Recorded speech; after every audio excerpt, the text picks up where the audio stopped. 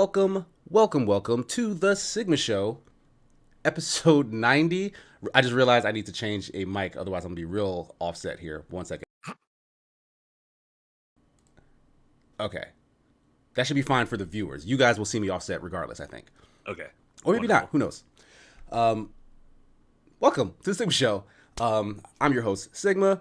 Before I let you know who is joining me today, real quick, we'll go over what our topics shall be. There's not a ton of news this week, but we did get word from Crystal Dynamics that they will cease all development on Marvel's Avengers at the end of March. So this big live service game based on a big Marvel IP will come to an end this March, and we'll talk a little bit about like what that might mean for it and other games like it. And finally, the D43 Industries released a statement after a ton of layoffs hit Microsoft, and them being hard hit by those layoffs, that Halo will actually continue development in both single player and multiplayer experiences, and whatever comes in addition to that. So there was a lot of talk about like Halo kind of being done at this point, but them sort of trying to reassure the audience. We'll talk about kind of how we feel about such messaging in light of the stuff that hit the studio. And here to join me with those conversations, Marty Sleva. Hello, everyone. The Will C Blogs. Hi. I don't know. I had to match whatever Marty brought. Thank you. I appreciate it. He tried to go for cute, and I'm not sure if cute is the angle. That hurts. I'm not gonna lie. There goes my my Self-esteem. Yeah, it's gone. And finally, after a long hiatus, Miss Yokina Cat. Hey y'all. There she is. I gotta do my blue intro. Blue, like, hey y'all, my Texas intro. So don't worry, we love it.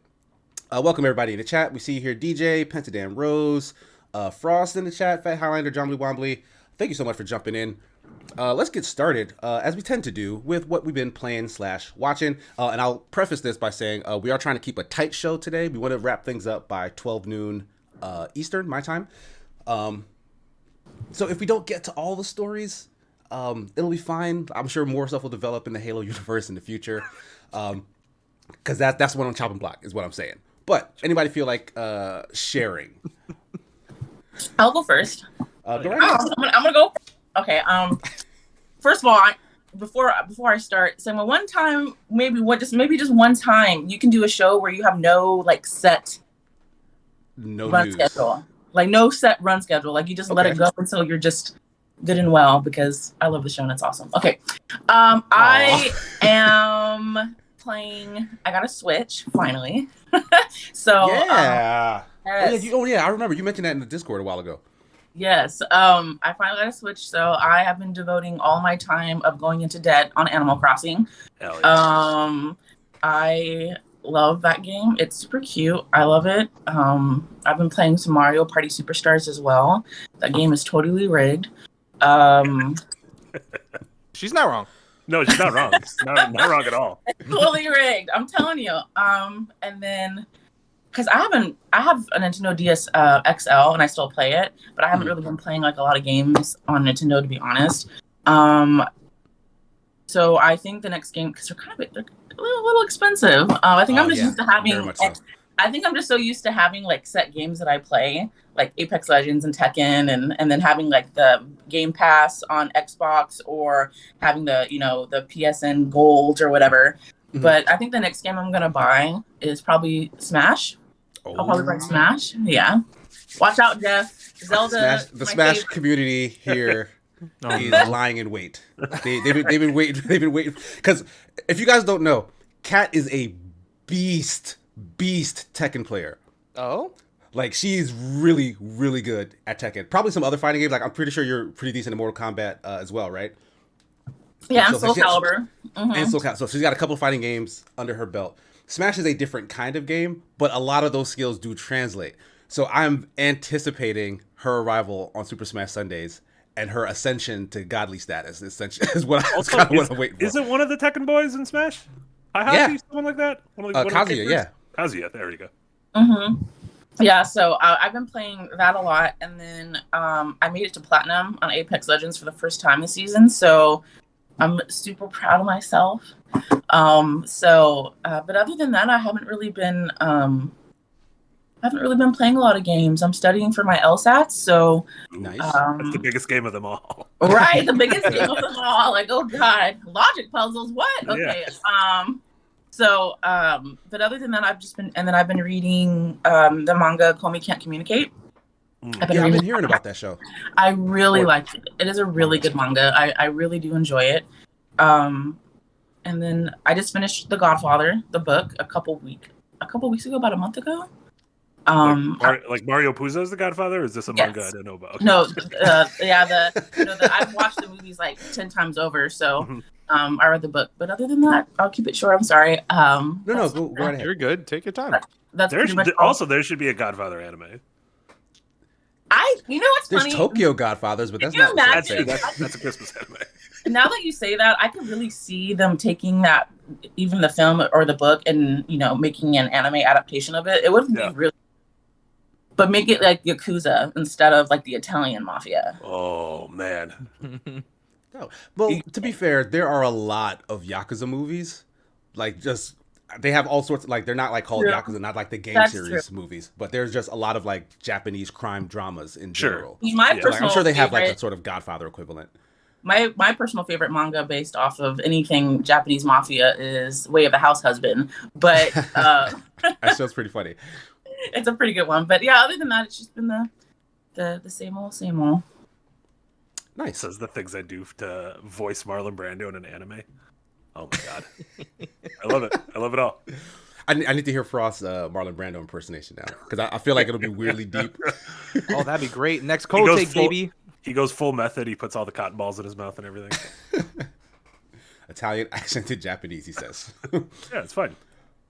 Anybody want to go next with what you're playing, what you're watching? Yeah, I'll jump in. I've been dabbling in a couple recent anime. I've been watching Trigun Stampede. That's the new sort of the Trigun reboot that, honestly, like, it is gorgeous, like absolutely gorgeous. And I think that it's mostly the 3D CG anime, which I think could be hit or miss depending on what studio uses it and how they use it. But this looks absolutely stunning, and it's I just finished rewatching Trigun, like the core whatever the old 90s anime for the first time in 20 some years. And it's really, it's like a retelling of the story but with completely different details. Also, it changes one of the main characters, and speaking of The Godfather, one of the main characters is now named Roberto De Niro.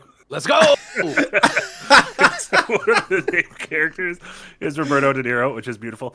The show is it does a smarter job of folding in sort of like revelations that come in the back half of the original anime earlier on, so like things actually make sense logically, and you get more of a feeling for like who Vash is and what his feud with his brother is, and what sort of an actual world this is.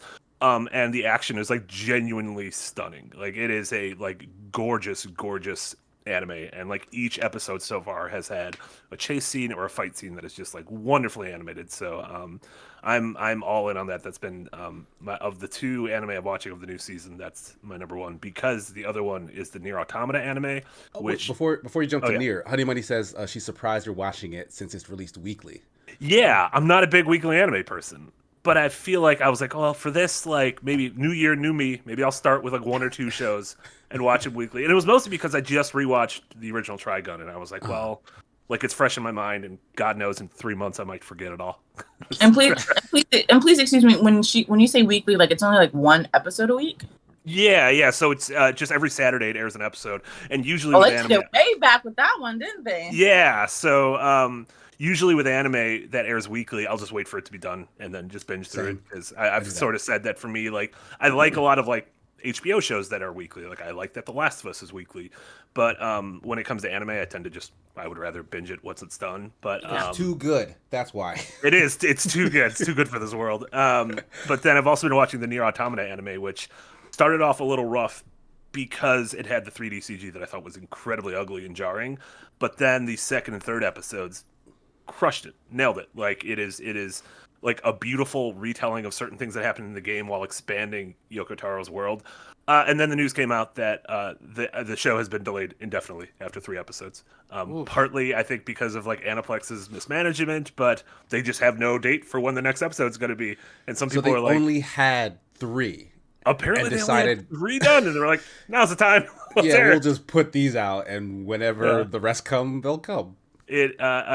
Truly crazy. I don't know. Like, again, maybe this is what I get for trying to watch Anime Weekly. This is my punishment for trying once. The lesson is never change. And so I've been doing that, and then catching up. I'm almost done with Gundam, Witch from Mercury, which I love. I'm a big Gundam fan. Okay, yeah, I've been hearing that name thrown around a bit. It's been a while since I've seen a Gundam anime. It's good. You need no prior knowledge of any Gundam. It's its own thing, its own universe. I don't think there's any. They usually tend to be like Gundam is like the Final Fantasy of the anime world. Yeah, totally. Been jamming through that, and then I've been doing a lot of weeb stuff. I started Persona 4 Golden. I don't know what's going on. I saw that. Were you excited with it? Oh my god, I'm thrilled. It's great. I'm back with my boys in Inaba. It's wonderful. My waifus are there. It's great. The boys are back. The boys are back. I'm just glad the boys are there. I don't know. I'm really glad that those Persona games are now on everything. They're on Switch and Xbox and PC and PlayStation. So I'm hoping more people get to play them, and then and then I'm hoping someday Atlas actually shows us something new. Maybe they've been working on a Persona 6 over the past 6 years. Who knows? I'm a really big sucker for rhythm games. Like I love. Yeah. I mean, one of my favorite rhythm games, don't judge me all, was Space Channel 5 on the Dreamcast. I loved Space Channel 5. Ooh la la.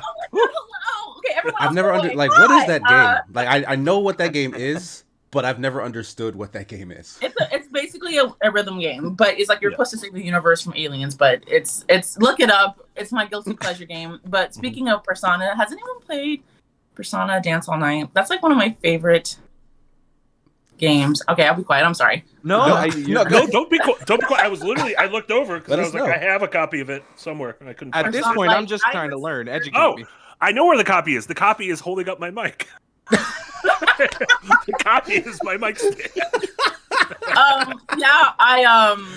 I love the Persona franchise, but that's probably one of my favorite games because I'm just a really big sucker for rhythm games. So is it a good dancing game? Like what? Like would you compare it to like say Dance Dance Revolution style, or no? Like I would Just Dance style, or I would probably compare it to like Guitar Hero Mobile. Mm-hmm.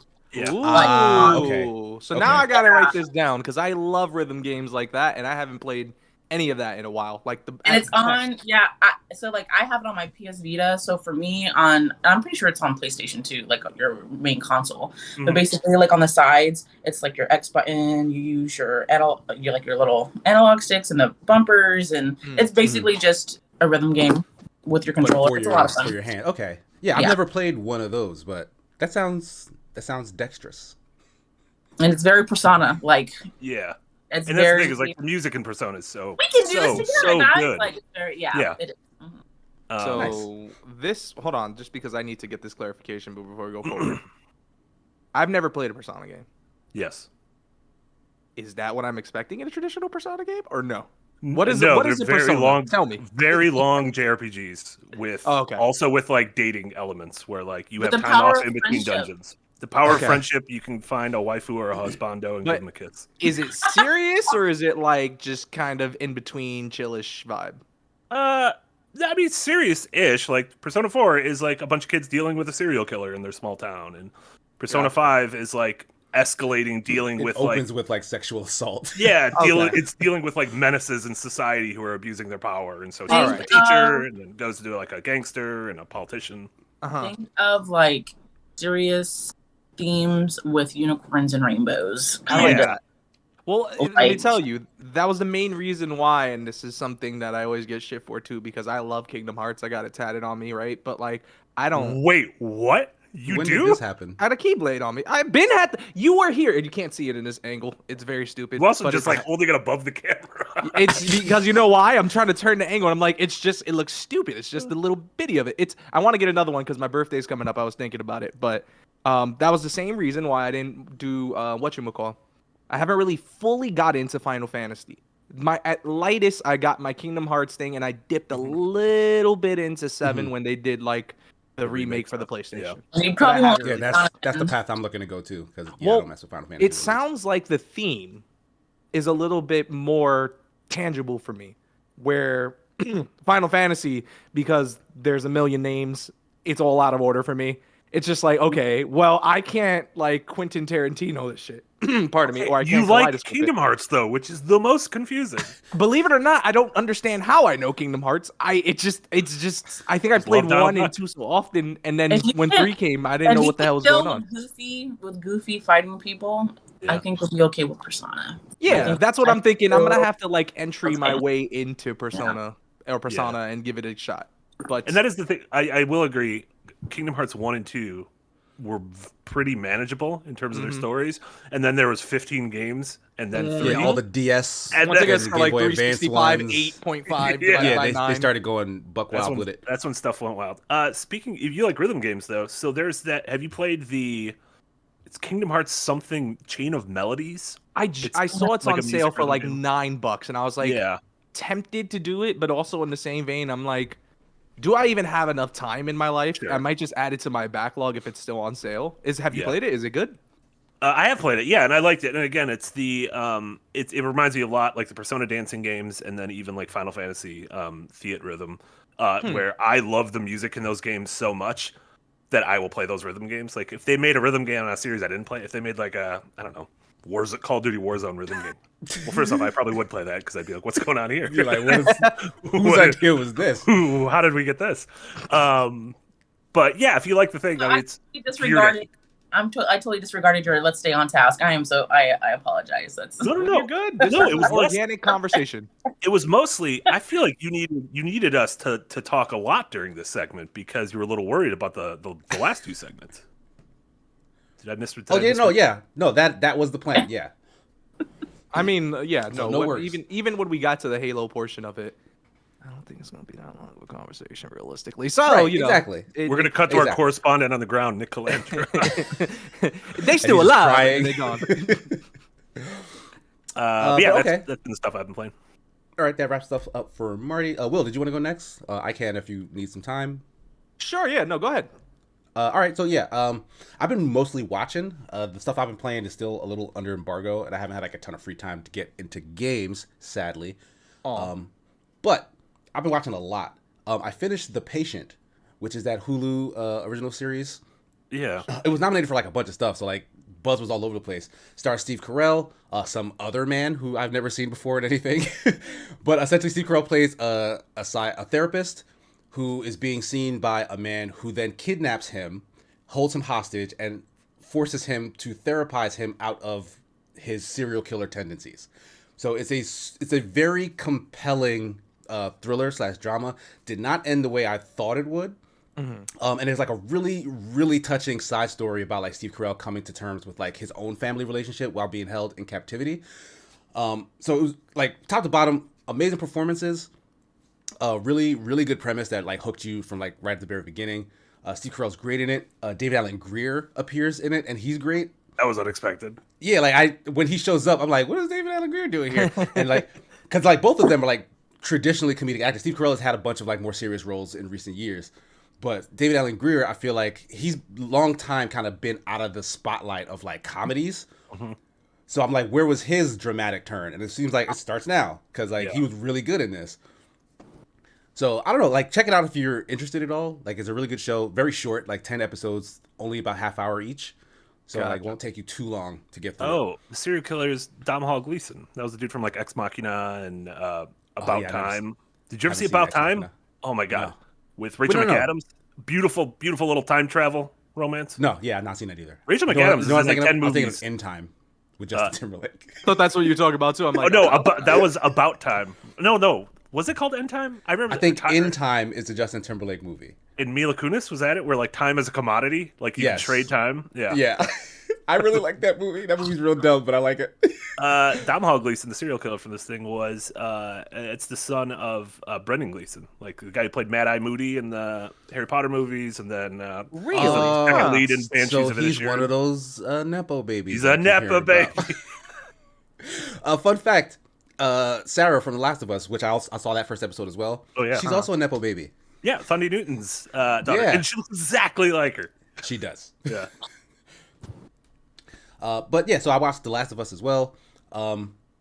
it's been a really long time since I played the game, but like stuff was flashing back. Like when they were in that little Firefly base of operations, I'm like, this looks just like those dank corridors that Joel and Ellie were like crouching around in the game. So like I really like when they match like this look and style. They even did a cool shot where when you first boot up The Last of Us, you get the theme song playing and it's just like the light and like little dust specks coming through a window. Like that's like the opening shot on the title screen. Yeah. They give you that shot like just randomly in the middle of the episode. So like it like unlocked this core memory in my brain of looking at that title screen and thinking like, oh, that light looks really good, because like they just match it perfectly in the show. So like little nods like that I thought were like really cool to just give the gaming audience stuff that wasn't like it didn't feel like the way some Marvel movies kind of just throw references at you. Like, oh, do you remember this character or this shot from this comic panel or whatever, like where it seems kind of cheap. They kind of very naturally and organically roll some of that stuff into it. Like one scene in particular has Joel and Tess sling their book bags off their back and just like go rummaging for like stuff like a gun and a flashlight. And it's like, that looked very much like the game. That just looked like the way like they were like in their brains, they had like an inventory screen pop up. They need more crouch walking. They did a little bit of it. There was a little bit of it. But yeah, like so far, really good. My fiance was watching it. She's never really heard or seen any of the game at all. And she, like, the show wasn't on her radar at all. Like, it seemed like it's a really big deal that this show was launched on HBO. Like, HBO is a big platform. Lots of amazing original series launched there. But, like, on her timeline, there is no mention of The Last of Us coming. Oh, funny. Where I feel like on mine, it's, like, all everyone's talking about. But she saw the first episode, and she got hooked. She was like, oh, I really want to see what else happens in it. So that speaks to maybe a wider audience may very well get sucked into this franchise. Yeah, it was something like the Outside of House of the Dragon. It was the biggest HBO debut in like over a decade since Boardwalk Empire or something like that. So yeah, but that must have been gamers. Like that had to be gamers tuning in, anticipating it, right? Yeah, like, I can't imagine that's like, general audiences. The app was like when I was opening HBO Max the last couple of weeks, like they had like entire hero spots at the top of the app devoted to The Last of Us, like with like behind the scenes and. Check out other things with Pedro Pascal and other things with, check out Game of Thrones if you want to see Bella Ramsey, that kind of thing. So I think they were putting their weight behind it. And it also feels like one of those shows, because it's weekly, it'll sort of like Katamari over time and start. Yeah, by the end, I bet the finale is going to be like crazy viewed the night as soon as some scene or post leaves gamer Twitter and like gets to like the masses and becomes viral, that's when I think it'll start to snowball. And become a much bigger deal, because it does seem very well made. I thought all the Walking Dead fans were probably just into that as well, because now they don't have anything to really scratch their itch. So that show did properly end finally, right? Yeah, I think the main thing, I don't know if the prequel, I haven't been watching it. So finally, yeah. But it's also funny, you guys that keep mentioning the Game of Thrones things, 'cause even though the intro had that, like you said, title screen, I also felt like it was very Game of Thrones-esque with the intro. I'm like, this is extra. And I'm living for it. I didn't expect it. Yeah, like the tendrils of the plants going across America felt like the board in Westeros. Yeah. Right. Yeah. I don't know. My girlfriend was like, "Is this Game of Thrones?" I'm like, "It's not. I promise you, it's nowhere near it." Both these people are from Game of Thrones. One of them. No, whatever. I have actually never played Last of Us. I've seen it all over my timeline, obviously, because my algorithm is all anything video game on Instagram or Twitter. So I've been seeing a lot for it, but I think I may start playing the game before I decide to watch the, show. Same thing with Walking Dead. I have never seen a Walking Dead episode, but I fell in love with the Telltale game. Like, I fell in love with it when it first came out. So I've played that a million times. But, Last of Us, I haven't really watched it. Same thing with Game of Thrones. I've never watched that either. So do you have any interest in the show? Did you play the rhythm game? Yeah, I did. Yeah.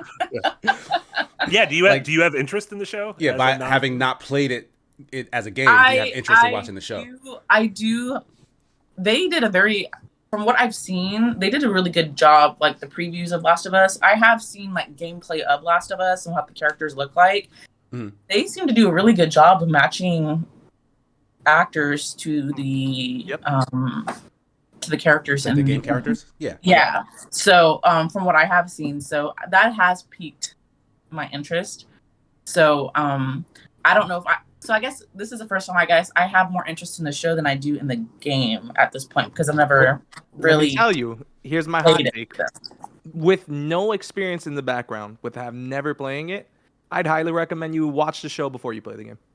Because I guarantee you're not going to get to the major beat that's towards the end. We know The Last of Us is probably going to get another season, right? And that's I think they already said so, yeah. Yeah, so like you're not going to get the major beat, right? Mm-hmm. I would say, if depending on how long the season's going to be, I'd probably watch it first, then play it. Because to be honest, Last of Us is a masterpiece of a game. Gameplay is kind of boring now. I agree. I won't say the gameplay is boring. I do think it's very basic. Like it doesn't. That's a proper. It doesn't do anything new as a video game. And I guess the reason why it has a really good story. For example, like I love the Godfather movies, right? Like I'm in love with the Godfather movies. So when I went back and read the book, I got kind of upset because the movies are so beautifully done, obviously, but there's so much in the book that I feel like they got wrong, or in the movie I feel like they got wrong in the movie, or they just didn't really do it any type of justice. I mean, the movie already is 2.5, almost 3 hours long, both of them, the first and second one. So I guess part of me is just kind of like, should I watch the show first and then go back and play the game? Am I going to be upset like they left this out of the game? But like you said, it's they've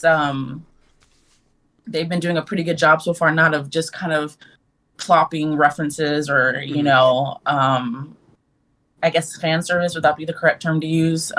They're providing strategic fan service from what you describe. Like it's not just here's this one thing. Remember that one frame from that game and chapter or whatever. Like it's like it's strategic service. They know that the people that play the game are going to notice. Yeah. So I'm also really interested because I think the first 2 episodes play it pretty close to the vest in terms of kind of one-to-oneing with most of the stuff from the game. And then the 3rd episode takes a pretty major departure by focusing mainly on something that is only alluded to or like you read about in a document in the game, like an optional note you find when you're crab walking and stealing a bunch of gauze and tape and shit. And so I think that's going to be the episode, and I think that episode is just incredible. And so I think people are going to love it. Also, it's really funny. People have been doing sleuthing that Neil Druckmann followed this actress, Shannon Barry, on Instagram. And she was in some show like I can't remember what the show was called. Like there was like a Lost-esque show that came out a year, like The Wilds or something. You remember that show? Yeah, it was like a weird... Girls got lost. Hold on, I don't want to spoil it, but yeah, like something happens and a bunch of women get like they were like it's supposed to be like a resort retreat. Yeah, but they crash on an island and have to survive. But this actress Shannon Barry, I'll put the tweet in the chat. Neil Druckmann followed her, and then she is following like Neil Druckmann. I'm sorry, Marty, you got to send that to me. Oh, sorry about that. The privileges. I'll just drop in here. It's and the actress looks exactly like Abby from the second game. And so everyone's like, "Oh, they did it! They've cast their Abby for season 2." Who's, without spoiling it, Abby is a co-main character of The Last of Us Part 2, who's not in the first Last of Us. And she looks that's the thing, right? Is that a lot like what that character looks like, which makes sense. And that's the thing because there are 2 games, and apparently this first season is going to go through the entirety of the game 1. So second season plus the DLC, the Left Behind DLC.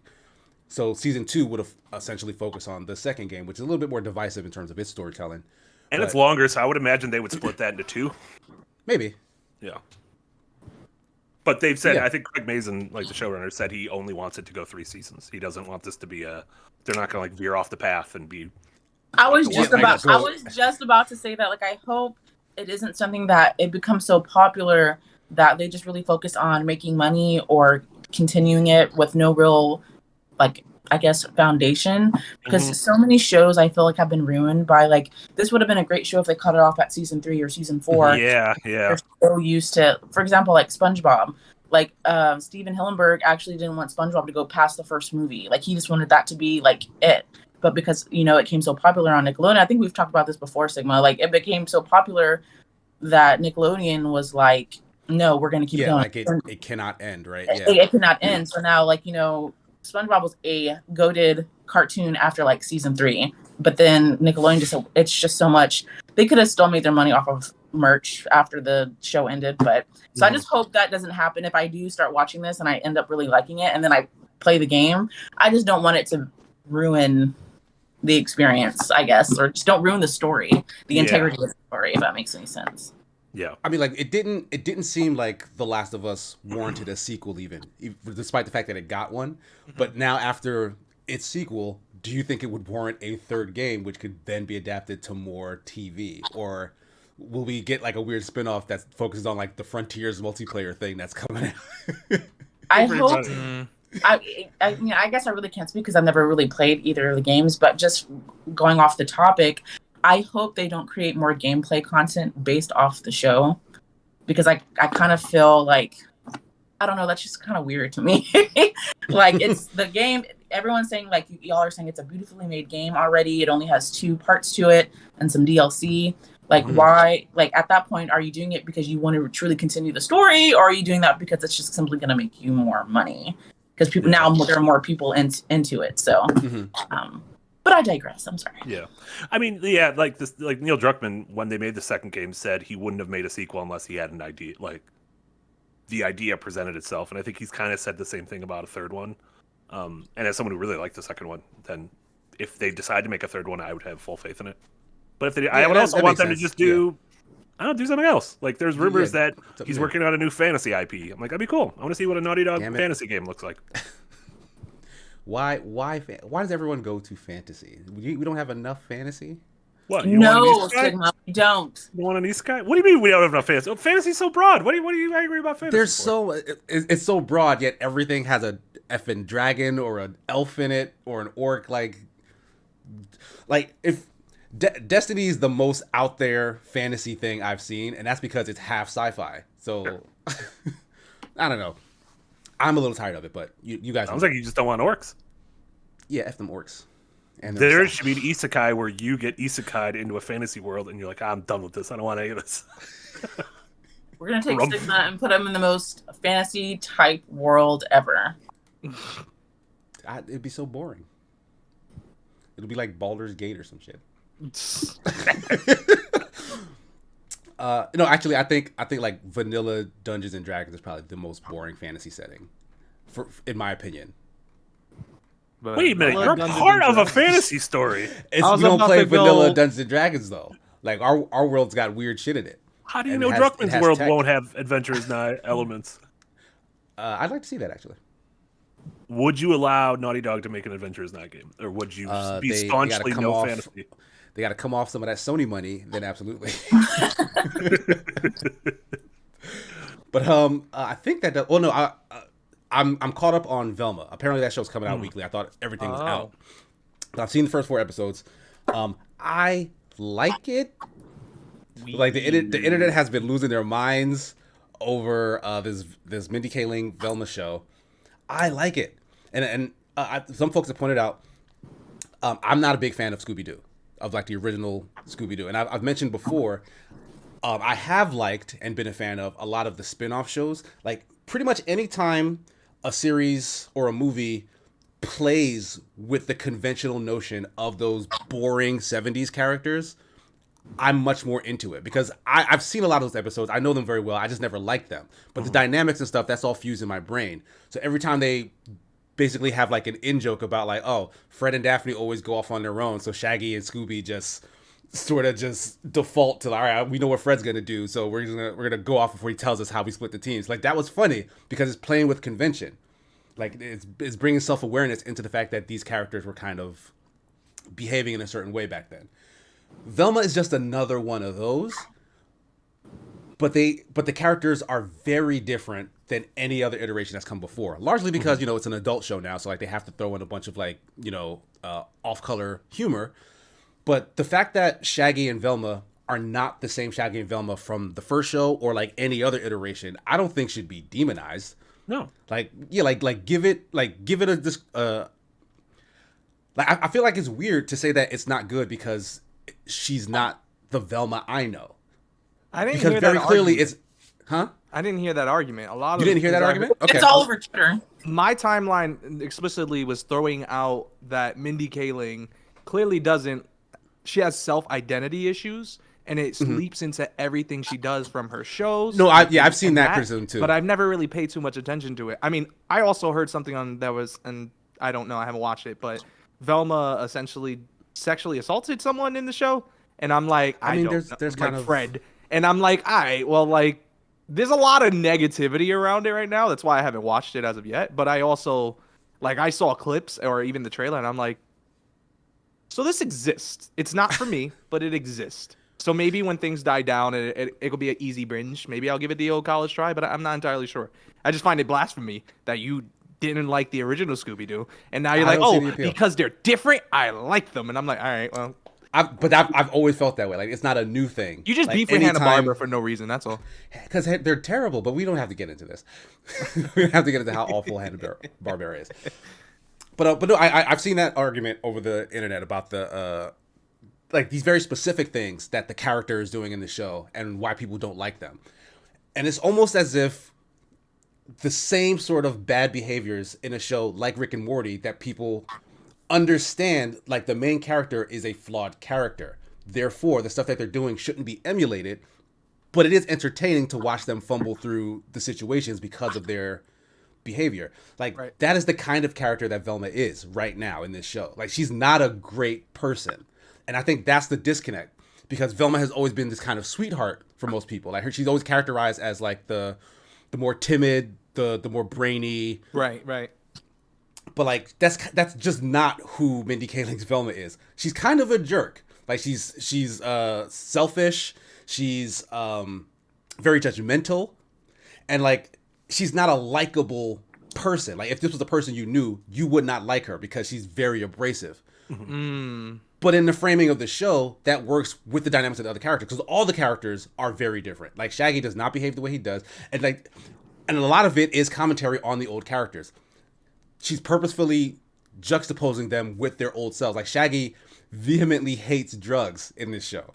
Like, they keep making jokes about the fact that he's like very straight edge, anti-420. Like, he does like a snack blog, and the fact that stoners are into his snack blog makes him want to not do the snack blog anymore. But like, that's commentary on the fact that Shaggy's a stoner. Yeah. So like, it's the fact that they are so different that I feel like it's putting off so many fans of the old show, as opposed to just saying like, well, this show standing on its own legs is funny. Because I've seen that criticism. Like, probably one of the bigger reviews I've seen was from IGN. And the critic was essentially saying, like, why would Velma do this? Right. And it's like, the show is telling you why. She's a jerk. Yeah. Like, so like, it's I guess it's just hard for fans to separate these different versions of the character from each other. Maybe. I mean, but it doesn't make the show bad. Well, I heard the writing was just ass too. Like, that's not true. That is not true at all. I saw the clip of like Shaggy professing his love to Velma, and that was helping her in the situation. And I'm like, that's so corny and fucked. Like, maybe I was just looking at it from like the guy's perspective, but I'm like, I'm missing the context. So again, it's gonna be one of those things that I'll watch later. But like, I was saying like, wait till some of the discourse has faded. Give it a try yourself. Because I don't want. But like, that's the thing. Shaggy is a simp in the show. Like, that is his character. So like, it's not again. It's the character arc. I get it. Yeah, it's not a likable group of people. But watching them behave in that way is entertaining, and the writing kind of supports it. Like, I am a fan of Mindy Kaling's writing. Not everyone is. Right. But, I do want to address the one thing in regards to like her self-identity issues and whatnot. This has come up in another show she writes, Never Have I Ever, where like her main character is a Indian teenager, and she is obsessed with several white male characters. And then like, once a Indian male character is introduced as a love interest to her, the show actually addresses the fact, like, he says to her like, oh, you're one of those Indian girls who only dates white guys? And she goes, no, but then like her inner monologue says, yeah, I'm actually exactly that. So like, it's very self-aware, but like, it doesn't shy away from it, which I think is good, because like why wash that sentiment out of your writing if it's a true part of it? Like, if that is an identity issue that she's had, that she's still going through, I think it makes sense to put that in your writing and then to address it in that way. Right. I just think. Oh, sorry. Go, Akina. I think I have to agree with Sigma on that one. Like, that doesn't that provide some type of authentic component to their writing. Like, yeah, oh, she's going through self-identity. Well, maybe she truly is a person. At the end of the day, she is still a human being. She still has her own emotions, her own struggles, all the things she goes through. So if that's something that she can take and put into her writing, I think it probably makes the shows all the better, whether you like it or not. Of course. Yeah. So Never Have I Ever. I'm gonna have to. It's a really fun show. Check that out. I just think for the main part for me, it's not at the fact, because I can't talk shit about it, right? Like, you're doing what you're doing in terms of your writing, and you interject that makes it more authentic. But it also, in the same vein, it leaks into every single show, and that's why it doesn't really sit well with me. Like, the beauty of, like, even the Velma, this is why I had help for that one, is because of the fact that Glenn Howard's attached to it, and so is Charlie Day. And when they work together, they traditionally work extremely well, especially when Megan Gaines, a writer from like Modern Family, when she helps out like in Mythic Quest, it's an amazing combination because of the fact that it's a different perspective. That yes, there's unlikable characters, yes, there are elements that we don't quite understand and they aren't quite like acknowledged as of yet, nor fluffed, but when it gets to the point where there's a major conflict or there's an actual change for the character, whether it's going in a direction of like positive or negative, you always get more of an understanding from all perspectives. And that's what I appreciate, because it sneaks in a shit ton of comedy in each portion of it. And I know this is not like this is straying away from that, but just knowing how those writers tend to work together helps a lot. And when Mindy so far, I just think I'm not a big fan of her writing style, because I did enjoy her Mindy Kaling show when it did, but it was when people started like kind of dissecting all of the projects, I'm like, oh shit, she really is just like copy paste and let's just adjust this detail, which is okay. People love it, and that's a fair criticism, yeah. Like, because there are a lot of writers who kind of recycle the same sorts of characters and tropes or whatever. Like, I'm not a Shonda Rhimes fan because I feel like all her stuff is just real samey and real underwhelming. But that's how I feel about the CW entirely. I'm like, damn, y'all not changing a damn thing, aren't y'all? But I mean, also she was one of the lead writers for The Office as well. So that is true. She wrote like 20, 30 episodes of The Office probably. So, but yeah, I mean, maybe, like Will said, if you're not a fan of someone's writing, just not be a fan of someone's writing. I also think there's a weird thing where I've seen this with Velma. I see this with everything. Like, I saw this with The Last Jedi and stuff. Like, people have not realized that like characters can be flawed and characters can do things that you disagree with, and you can watch that and like, just because, like, I don't know, it was like people who watched Breaking Bad and by the end of it still didn't realize that this was a bad dude that you should not be rooting for. Walter White is the bad guy. Or like right from the beginning, Don Draper is not a great guy. He's a bad guy. He's a womanizer, he's a bad father, he's a bad husband, like, he's a bad dude, but he's compelling to watch because that's how compelling characters work. Everyone on House of the Dragon is a bad person at this point. Everyone on that show is bad. And they're just all going to be doing bad things. And so that's the thing, is it's like, I don't know, every time when we were talking about House of the Dragon week to week, it would be like we'd be talking about these things and they'd be like, but they're bad. I'm like, that's what makes it interesting. It's like, I don't want to watch, like, I don't know, watch the Golden Girls. Even some girls were bad. Yeah, no, you're on the money, dude. I fucking love the Golden Girls. I love the Golden Girls as well. Girls. Yeah, go read Rachel's blog on the Golden Girls. You might have to. Might fuck around. But that pretty much does it for me.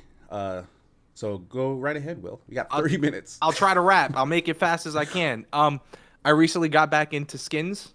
I don't know why I took a big hiatus. Skins, I love that show so much. Yeah. Skins, the UK one. Yeah. Yes, I'm sure Jam Mate's in an episode. I know that sounds racist, but I know he's in an episode. I literally asked him once if that's like real, like, is that a depiction of like real life growing up in UK? He said yes. I think I was on that podcast too, so it's not even shocking. But yeah, I've only, it's one of those things where I watched, probably stopped in like 2019. I don't know why I did, and I just kind of revisited. And the beauty of it is that with not each season, but after a couple of like, what do they call them, volumes or whatever, they start to shift characters. So like, I remember the bulk of the cast that's there. I just forgot their ambitions and their desires. So there's a lot of. Wait, did you stop between I stopped cast changes or in the middle of one? It's actually, they're still there, like a lot. So like the main cast that was there, they left at like season 4 or 5, and then no, it's 4, and then in season 5 they had a whole new, cast, but they didn't change into 6. So I remember most of it. It's just I got to play a little catch up in terms of seeing where they want to be, because again, another show where kids are, or say kids, but they're just trying to figure out shit, and a lot of them are shitty. I.e., the one, there's a character named James who likes headbutting shit and fighting, and I'm not saying that's Jam8, but I'm just saying that might be Jam8. Not the point. You think he likes headbutting? Honestly, I don't know what very he does random trait to apply to him. If he doesn't headbutt in whatever next project he does, I'm disappointing. I'm the design delve of headbutts in games. Exactly.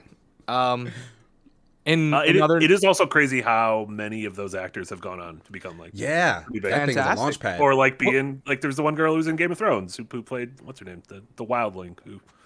Oh yeah, I forgot. Who had the little baby with Sam, little Sam. Mm-hmm. Yeah, the one that was ditzy and high all the time. I loved her. Yeah, she was in Skins. The Daniel Kaluuya, baby. Yeah, but he wasn't in Game of Thrones.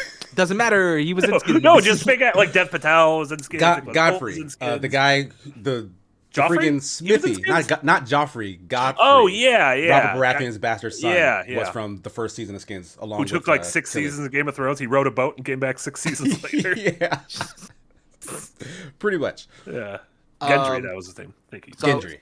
I was watching that. I'm still watching Ghost because it's leaked into its 2nd season. Remember, another show that's based off in the UK. And it has the girl from iZombie, and God, I cannot remember the guy's name. He's cool with Lin-Manuel Miranda. It's gonna slip my name. I feel like he's of Southeastern Asian descent, but I can't remember his name for the life of me. Nope, can't pronounce that. If I showed the image, you guys would know. Didn't even try. Utkarsh Mbakard. I see. Look. I'll send it in the chat. Shouldn't have tried. Exactly. See, look, he was also in the the Free Guy movie or whatever. Oh, he's in Never Ever Ever. Sure, I know this guy. Beautiful. So then we're on the same page. This is a big podcast for that guy. He's doing great. Yeah, but that show, the fact that it has so many cast members and they consistently shuffle, and there's still like that sort of element where it's like, oh God, you should have listened to me, and we didn't learn anything, so on and so forth. And then at the end, they come together. I'm a sucker for that shit. It's just one of those things that work out all up my alley. Going back to Skins really quick, do you watch Euphoria? I haven't as of yet. I watched the first episode and I was like, there's a lot of shit going on, and I probably should have never watched it because my mom was visiting and she didn't like it. That is not a show to watch. Yeah, no, especially not episode 1. Context, I didn't know what Euphoria was. It's like, my mom loves Zendaya. She watches Spider-Man all the time. Oh, no. Wrong logic. Wrong fucking logic. Bad logic. Very bad logic. Yeah. Either way. I've heard it's great though. I'm just curious if it is very Skins-like now compared to Euphoria, because Skins felt pretty like wow back in 15 years ago. Yeah, Skins was doing a lot. Yeah. Euphoria definitely ups the ante. Yeah, I would say. I'm here for it. I think that was one of the shows that I waited. I didn't watch the first season when it came out. I waited until the 2nd season was done, and I binged watched both seasons. I don't know if I'd ever do that again because of the content. It's just I was so drawn in by the content, but that's definitely not a hey mom, let's sit down and watch a show together type of show. So what? You remember how Casey was talking about Velma as a character? That's me. That's all my character traits. So I made mistakes. That's just that. It's okay. But Zendaya, she's won Golden Globe and 2 Emmys for her role in Euphoria. So it's such a beautiful. She does such a beautiful job portraying a very broken character. Yeah, she's amazing in that show. And she's a supermodel. Like, I don't know if y'all follow her on Instagram, but she's just absolutely gorgeous. But the way she portrays this character is just it's great. It really is. Well, now you're making me want to.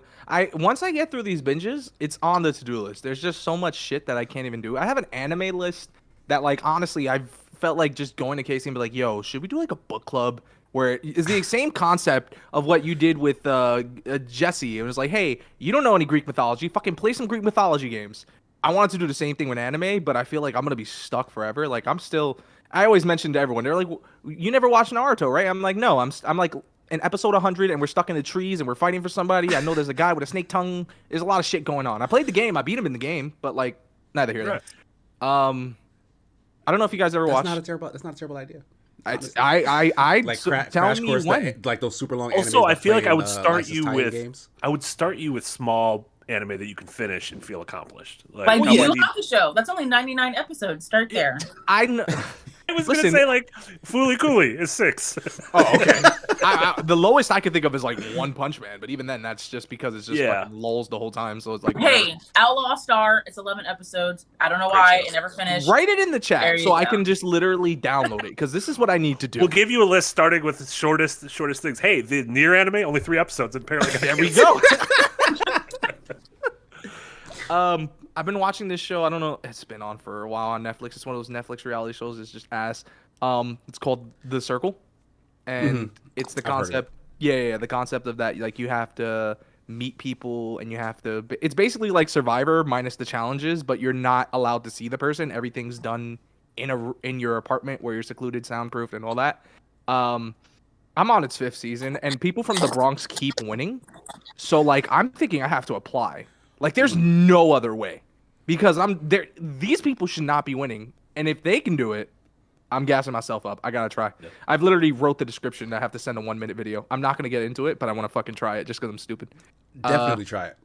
Will, you would be incredible on a reality. Yeah, if you got on The Circle, I'd be eliminated first episode because I'm too brash. That's just what it is. I don't play that nonsense. You keep saying people from the Bronx keep winning. Yeah, but they play nice at first, and then eventually they connect. So maybe I gotta just adapt their strategy. That's just the fun part for me. You could do that. You could figure that out. How to play nice on the internet. Listen, I'm just talking now, and Kat just left. That's proof that she didn't want to be anything with me. Neither do the people that happened with Kat. Hopefully she'll pop back in. Let me see. I binge watched The Bear. So good. The cooking show.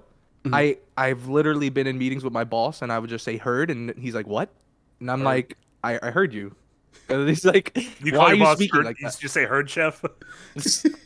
Heard, chef.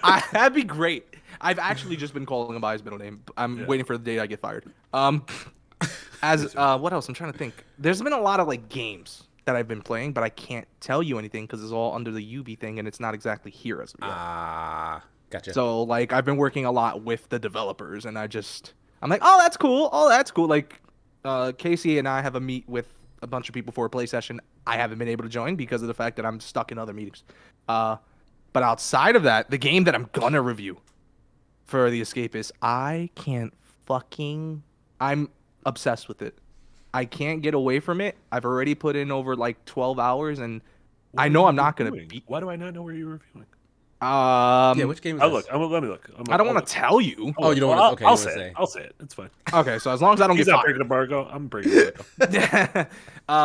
But yeah, no, that game, it's influenced me to go on Steam and buy games that are very similar in terms of its genre, just so I can like be a little bit more into it. It's definitely not like a FPS or like adventure or the kiddie games that I usually review, though I do love that, and I'm so heartbroken that I didn't get a chance to grab the game that Elise is reviewing, but neither here or there.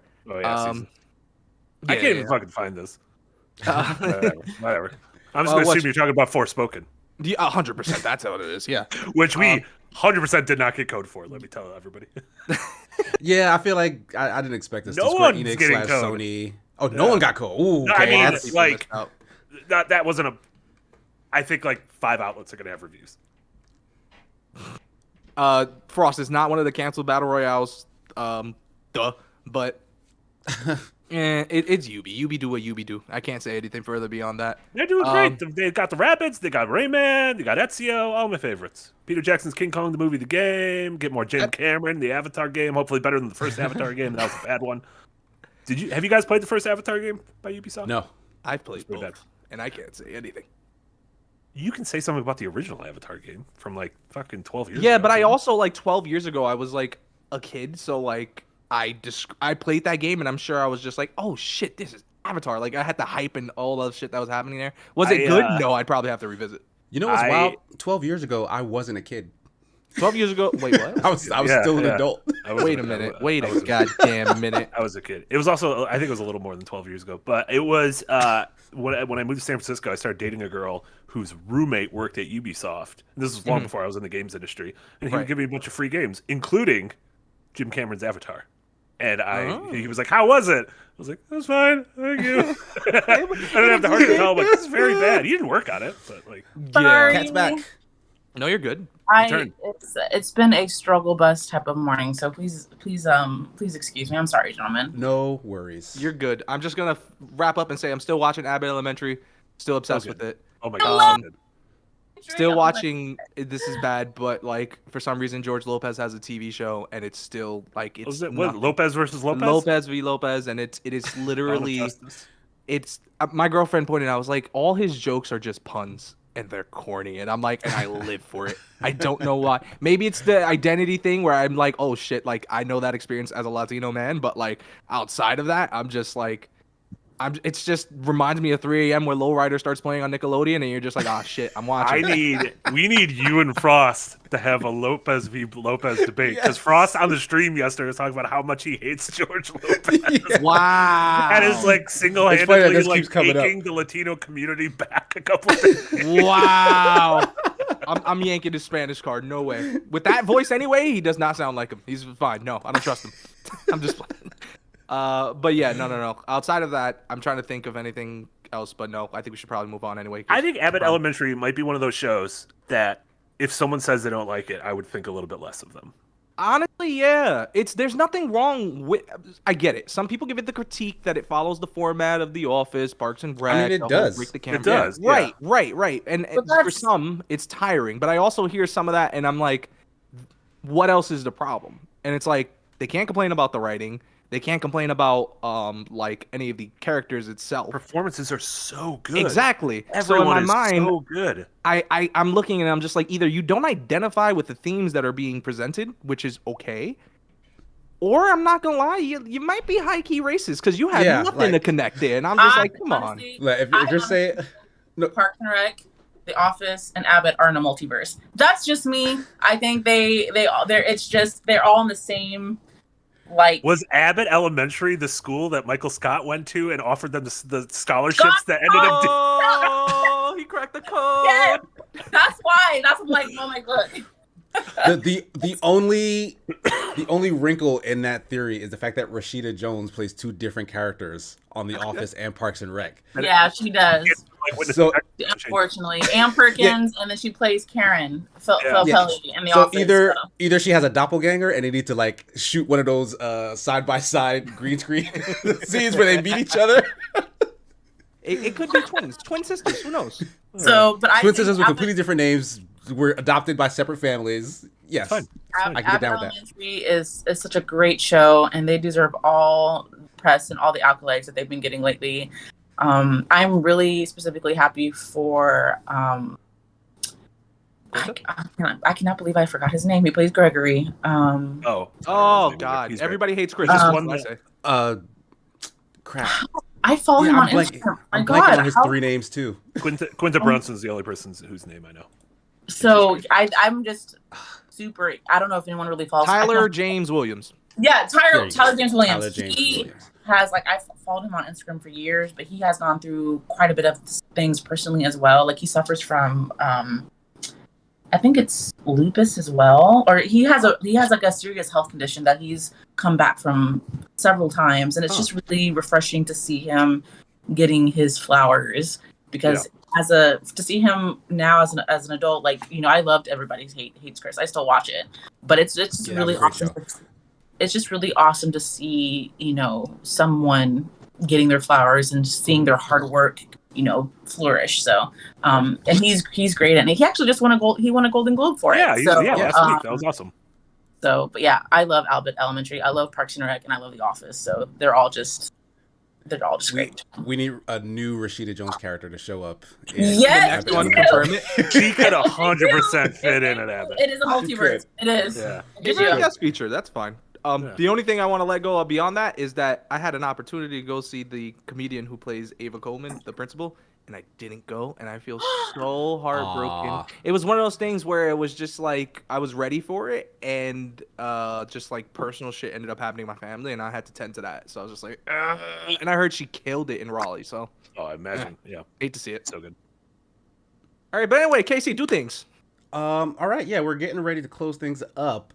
But do you guys still want to talk about this Marvel's Avengers story before we wrap up. I know, Marty, you were like, of everyone here, probably everyone on the planet. The world.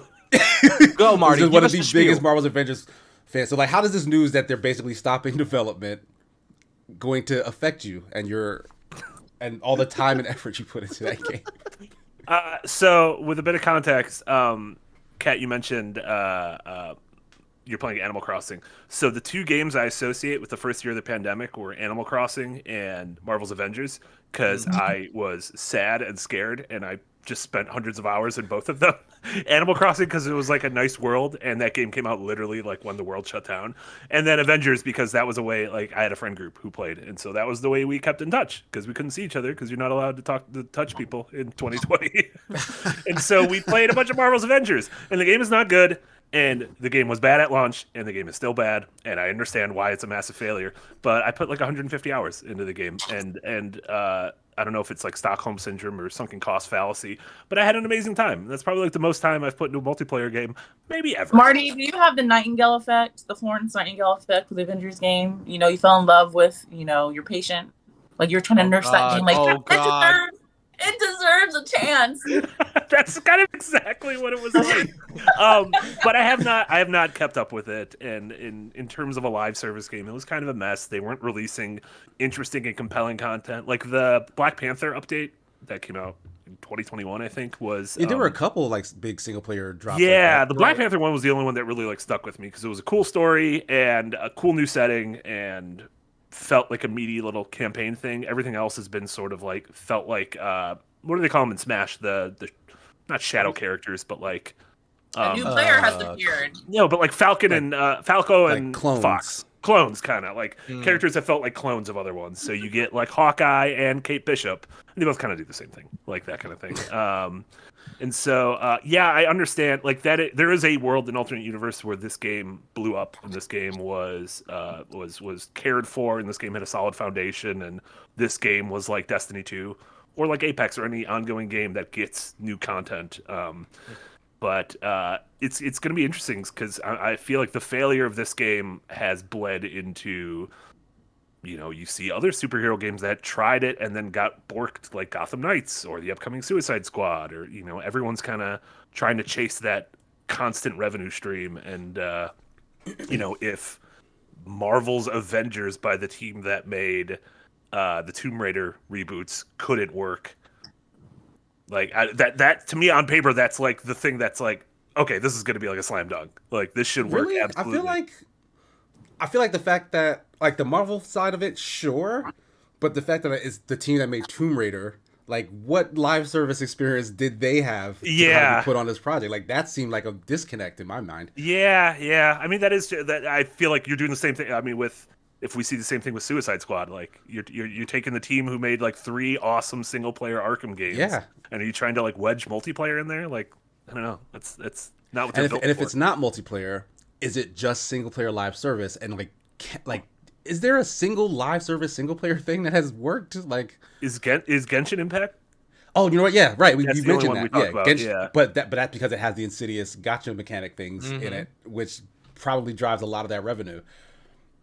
Because that's the thing, like to keep supporting a big live service game like that, you got to be bringing in money to pay those devs for their time and effort. So the gambling store in the middle of that game, I'm assuming is what's keeping that alive. Yeah. Because without that, like, there's no way you can release enough single player content to feed or like cosmetics or whatever for a single player game to feed that machine. It doesn't seem like it works.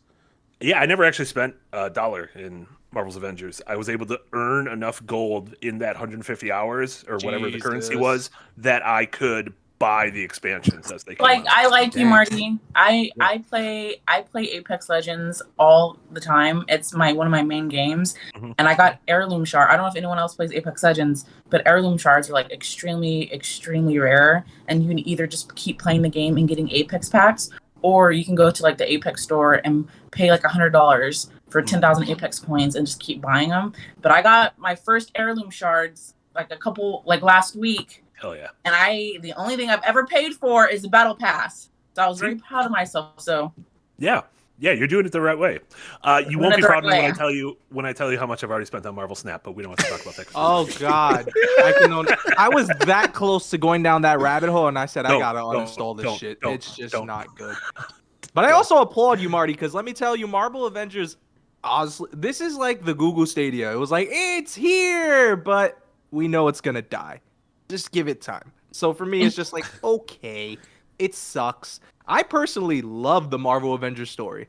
Didn't care for anything else. Once I finished that bad boy, that introduced me to Kamala Khan. It made me fall in love with Kamala Khan, which I'm excited about. Because then Miss Marvel show came out and she was great in it. And I'm like, oh, I like exactly. Yeah. So like anything that, again, I prefaced this before. Anything that's story wise, like this is why shit in the chat. They're like, how could it be a masterpiece? But then you don't like the gameplay. I'm like, listen, I'm nitpicky about every fucking thing, right? So like, I know for a fact, like, I'm not going to be the asshole that says God of War is trash because I don't like puzzles. Like, that's dumb for me. I'm not going to say that every element of it works. And the Avengers game, honestly, it's, even though people gave it shit, I think it's a solid, like, 7 for me, realistically, from my experience. I just don't think the DLC is going to keep it going forward. And then once you get past the monotonous gameplay towards the end of it, where there's nothing really there for you, it's just like, okay, I dipped out. I pieced. It doesn't mean it's the worst thing in the world. Yeah, but I do applaud you for putting that 150 hours, man. The fact that you're saying a game like Marvel's Avengers is a 7, and then you played it to the point where you're like, all right, I've had enough and left. That's a death knell for a live service game. So it 100%. May very well be a 7, but like if it doesn't keep you playing it in perpetuity, it's dead. Yeah, and that's just the truth of the live service experience. When I'm sorry. When I read when it first came out, I'm a huge Marvel fan. So when it first came out, it didn't really like stick out to me. I would watch people like stream it on Twitch and stuff. Mm-hmm. But then when I read the article that you had sent us, the first thing that like popped into my head was like, you know, like when movies go like straight to DVD or straight to VHS, like for some reason that started like popping up in my head, the way that I guess the creator was like, yeah, we're going to go ahead and suspend, you know, you probably, if there are any issues going, was it like September 30th or something like that? If there are any issues going forward, like you're probably not going to get help for it, or you're probably not going to, you know, you're basically just going to have to deal with it. I don't know why that straight to DVD or straight to VHS concept like popped into my head, because it just wasn't I don't know. It just didn't appeal to me. Like it just as a live, I feel like that game would have been probably better off as just not a live service game. Yeah. In my opinion, like I completely agree with you. I think you're right. I mean, we've seen success in the Spider-Man games for PlayStation 4, and even the Guardians game I thought was really cool. So you could just make a 10-hour game that doesn't go on forever. I see what they were trying to do. I see what they were trying to do with it, but it just seems like that game would have been better if it was just a straight, like, you know, it wasn't a live service type of game. So completely agree. All right. So I think that about does it. We will hold off on our commentaries regarding Halo's continued development. But I'm sure we'll be hearing more about Halo in the future, so don't worry. You'll get some viewpoints on that. Well, that'll be the story, right? Like they said that they were going to do this, and nothing happened. But thanks everybody for tuning in and joining us. Marty, why don't you let folks know what you have coming up this week and where they can find you? Heck yeah. I'll be streaming on the Escapist channel in 2 hours at 1 p.m. Central. I'll be joining Amy for Newly Released. She'll be playing the opening 2 hours of Persona 3 Portable. Her first time, and so that'll be fun. You get to battles quicker than you do in Persona 4 and 5. So I promise we will fight someone in the first 2 hours. Unlike my 3-hour stream in Persona 4 where we fought no one in the first 2 hours. It took a very long time. Then that's there was a 45-minute span where I didn't have to interact. 8-hour blocks. There was a 45-minute span where I didn't have to interact with the controller because I had auto dialogue on. It's just, what are we doing here? It's like Metal Gear all over here. Yeah, and then you can follow me on Twitch at McBiggity, and I stream all sorts of stuff. I'm going to start a Jedi Fallen Order stream soon, doing a replay before Jedi Survivor. Nice. You can get to the jank in that game and see how less janky the second one is. There you go. Compare jank. Will, what do you have coming up? Where can folks find you? The same old spiel. I'd probably just go at Will See Blogs in terms of Twitter. Sometimes I stream on Twitch. It's very rare. I randomly did a Fortnite stream. No one plays Fortnite beside me. Sorry, I'm a child, but sometimes I'll throw Apex. Sometimes I'll throw. Hey, listen. Wow. I understand. It's not for everybody, but they got me. I've thrown more money than I'm sure Marty's thrown into Snap with Fortnite. I'm willing to bet the amount of money I spent on Fortnite to get that. But yeah, outside of that, I have a review coming out for The Escapist that should be dropping sometime next week, theoretically. I don't know. It really depends. Freaking whatever. What's his name? Nick hates me. Also, he does. If for some reason you're watching the ZP or anything that has some closed captioning on The Escapist, guess what? That's me. So if you want to just talk to me about closed captioning or some shit that's fun there, let me know. I know it's not a fun conversation, but for me, with work and how I'm working, though, you're doing good work. The accessibility conversation is an important. You're doing good work. Neither here nor there, but yeah. And outside of that, I think that's it. Yeah, that's it for me. Yokina Cat, where can folks find you? What have you been up to? They can find me in the Open Party Discord. It's a great place to be, just in general. That's my favorite place to be. They can find me on Twitter. I'm usually retweeting just random anime stuff, and I haven't really been streaming over the last year or so, which is kind of weird because I got 2 Twitch payouts, which was really interesting. Yeah, I was like, maybe I should stream more often. So you can find me on the Open Party. My handle is the same for everything. So Yokina Cat is Instagram, Twitter, PlayStation, X. Oh, actually, I need to change it on my Xbox. But I really am going to get back into. I haven't really been playing Tekken ranked lately, so I think I'm gonna start streaming my grind to Tekken God. So if y'all wanna come participate or just come watch, please, you can find me everywhere. I'm still trying to get Sigma on Tekken, but he will not play me. He refuses to. I feel like it's a little unfair, if I'm being honest. You made me play Smash against you. Fuck off, dude. I didn't make you. You wanted.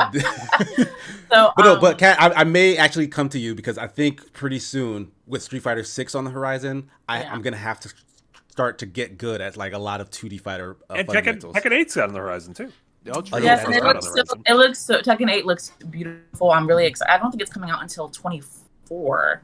I don't think they've from what I heard. Yeah, they don't have a concrete date yet. Yeah, but Street Fighter, actually, I have not. I have not really been a fan of Street Fighter since 4. So I haven't really played it. I thought Tekken versus Street Fighter was atrocious, but it was just bad. I think a lot of people did. Yeah. I wish they would have taken. The concept is amazing, obviously, because those are 2, classic fighting games. I wish they would have taken Street Fighter and put it in the Tekken world. They were supposed to. Yeah, there was Tekken cross Street Fighter, then there was supposed to be Street Fighter cross Tekken. But because the first one didn't do good, I don't think that was a very ambitious project. If they had done that, the latter, if they had flipped it, I think it would have been a completely different outcome. Because Akuma is a character in Street Fighter 7, and he fits perfectly into the Tekken world. Like, it's just it fits seamlessly. So, but anyways, you can find me there, and then also I know DJ does fight nights. DJ, I don't know if he's in the chat or not, but he's part of the Open Discord as well. He was in here earlier. I don't know if he does fight nights on Twitch, so you can usually find me there as well. Okay. Nice. As for me, you can find me at SigmaGears9 on Twitch and Twitter. Later today on the Open Party channel, we'll be doing Super Smash Sunday. Come through to watch a bunch of high-level play. We've recently been having like a lot of like real heavy hitters jumping into our streams and like just wiping the floor with most folks. But it's fun because our regulars tend to level up, right? They tend to raise the bar themselves to meet that challenge. That's awesome. So it's really fun when we have like really, really high-level folks joining us. But outside of that, check the Twitter. I usually post what I'm doing over on The Escapist. And we have our regular streams all throughout the week. So yeah, that's pretty much it. Thanks everybody for hanging out with us. Great conversation as always. Yeah. We will see you in the future. Peace. Bye everybody.